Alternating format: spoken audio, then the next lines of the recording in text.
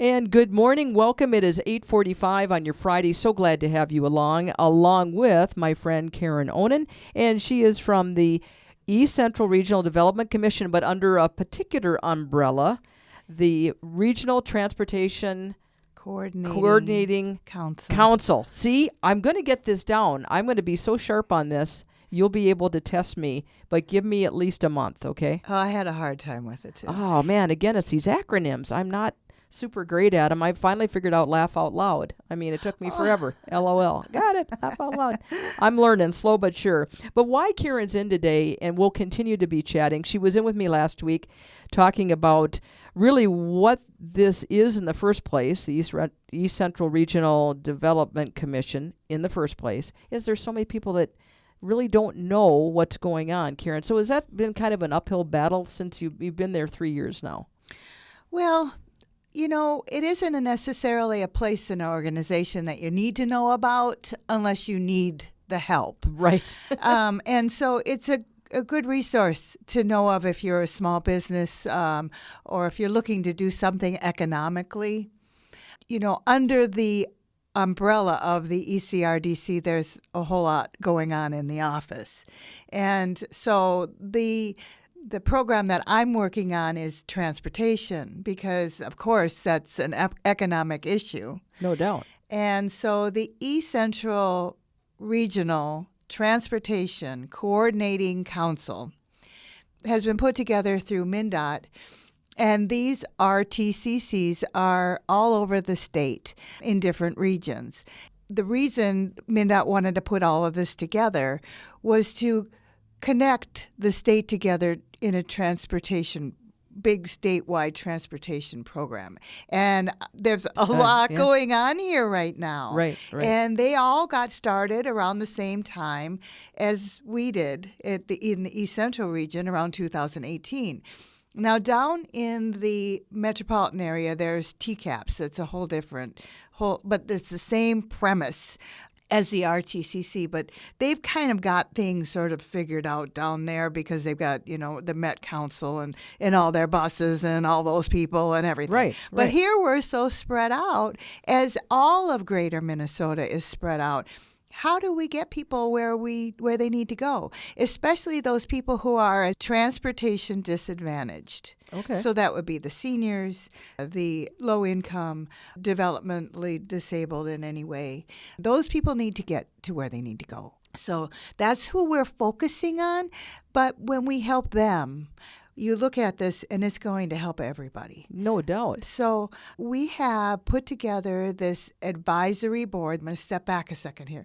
In July of 2018, we had to put together a group of people, we call them stakeholders, that have an interest in transportation and have maybe a job that this could really help out. So we put together this group of people, and I'm just going to go through sort of who we have on our board, okay? Sure. Okay. So we've got the county board, a member of every county board on our advisory board. Okay, so, and they are within, because your region is Mille Lacs, Isanti, Chisago, Pine, and Kanabec. Okay, just to 5. clarify. Okay. Yep, I'm sorry, I should have done that. So we have a member from every county board on our advisory board. We have public health directors, transit directors. So in our region, our public transit is Arrowhead. That's Pine, Isanti, and Chisago counties. We have Timber Trails, and that's Kanabec. And then we have TriCap, and that's Mille Lacs. Okay. Now, Arrowhead obviously goes up into the Arrowhead area also, but they also cover Pine, Isanti, and Chisago now for Heartland, but they've taken that over now. Sure. TriCap is over in the St. Cloud area, but they also have Mille Lacs County too. So I just want to mention that. We have day training and habilitation, the organization Phase Industries, so they're with us. Actually, Tim Schmutzer is our chair of our advisory board. Great guy. We have senior and aging organizations. We have private providers, community action agencies and councils such as Lakes and Pines. Mille Lacs Band is also represented. Mike Moylanen is on our board. Health systems, the government agencies, different government agencies, as well as, even we have a representative, say, from Pete Stauber. He's on Pete isn't, but he's got a representative on our board. Any government agencies are welcome, as cities and others are on our board. Veteran services. We have organizations also such as RSVP and Volunteers of America on our board. Okay. So we and there may be others. This is just coming off the top of my head. I'm just trying to make sure that we have a broad range of people on our board that have an interest in the people who we are striving to help. It seems like we are so limited. It's really coming to the forefront when you're talking about this. If you don't have a car, you are up a creek. In such a rural community, if you don't have a friend, a loved one, somebody that can get you around, you really are limited. And my grandma, when I was a kiddo, she lived in the Twin Cities all those years. And when she was really, really young and learning how to drive, she ran over a gas pump. And because they didn't have driver's ed back when Grandma, was born. We're talking. I'm not kidding. I know. She pulled in, it was all stick shift vehicles, and she wasn't comfortable with it. She hit a gas pump and never drove again. Oh. So she rode the bus system in Minneapolis all those years. She would go to her job at the University of Minnesota, rode the bus. She'd go to the grocery store, rode the bus. It was her lifeline. Mm-hmm. She stayed independent, lived her life because she had a good transportation system besides family. But if she'd been like where we're at now, Mm-hmm. and I'm not criticizing at all the things that are in place. I think it's wonderful, timber trails and all those. But what Karen's trying to do in this group is make that so that it's, if you're looking at a map, that everybody, it crosses over, so there's availability for these different groups, if you will, to cover all the areas. Is that ultimately what we're talking about here, Karen? Well, our population is aging, Yeah. and many of us want to live at home. Right. So to age in place, you need to have an option of getting somewhere where you don't necessarily have to drive. That's a difficulty. You were talking about your grandmother. My grandmother was probably born in 1902. She's obviously not with us anymore. Well, she could be, I suppose. But anyway, they lived in New York City, and they took the subway everywhere. And she never drove, ever. Right. She didn't have to. Right. But she relied on my grandfather to get her everywhere. And you lived where you got your transportation. Exactly. That you moved to where your transportation was. Many of us don't want to live in the city. Mm-hmm. And we want to be out on the lake, at the lake home, or the home we've always lived in, Yes. So, or where you raised your family. So you don't want to move. So you're either relying on other people, members of your family or friends, to get you where you need to go, or you've got to figure this out, and it's really difficult. So this is what we see as a real problem, a real issue. So there are many different scenarios here, but in any case, what we are trying to do is connect the dots, and we need to see what is available, where it's available, and where it isn't. So you've got a bus system, an on-demand system, so you can call Timber Trails and they'll come and pick you up. But if you are too off the beaten path, it's not really worthwhile for them to take a big bus up there to get you when you live so far and you're only one person. So we need to make sure that it's economical, whether they get smaller vehicles or whether they use a volunteer driver, and they do have a volunteer driver system. But I'm going to throw an acronym out here, and I'm probably giving you way too much information for one little session here, but non-emergency medical transportation is any transportation that you get that's medical but not taking an ambulance. Non-emergency medical transportation. Right. Okay. Ambulances are very expensive, as we know. But if you have to get to the doctor, most likely your insurance will cover that. And your insurance will cover that volunteer driver if there is one available for you, or if they have them available. Timber Trails volunteer driver system and most volunteer driver systems are NEMT, only for non-emergency medical transportation. So they have to run it through your payment will go through your insurance company. But we don't have anything available for those people who need to get into town or anywhere to get to a bus service even that isn't a medical ride. Okay. So this is something I really want to get into because I really want to promote becoming a volunteer driver.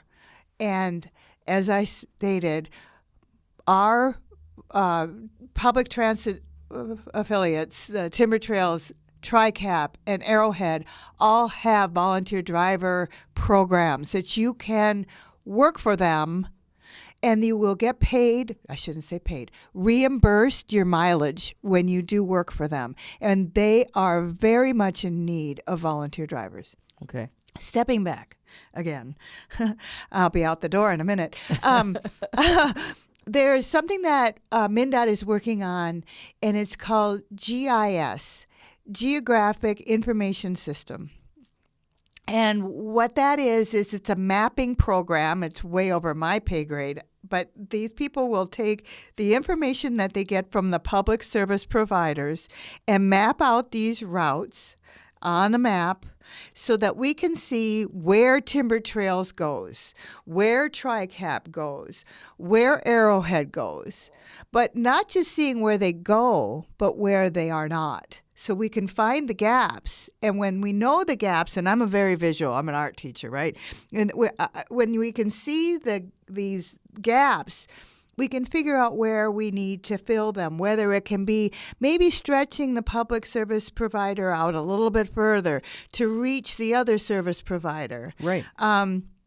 But, sometimes you're not allowed over a certain county line or over... There's limitations. There are limitations. Right. I don't want to say exactly what they are at this point.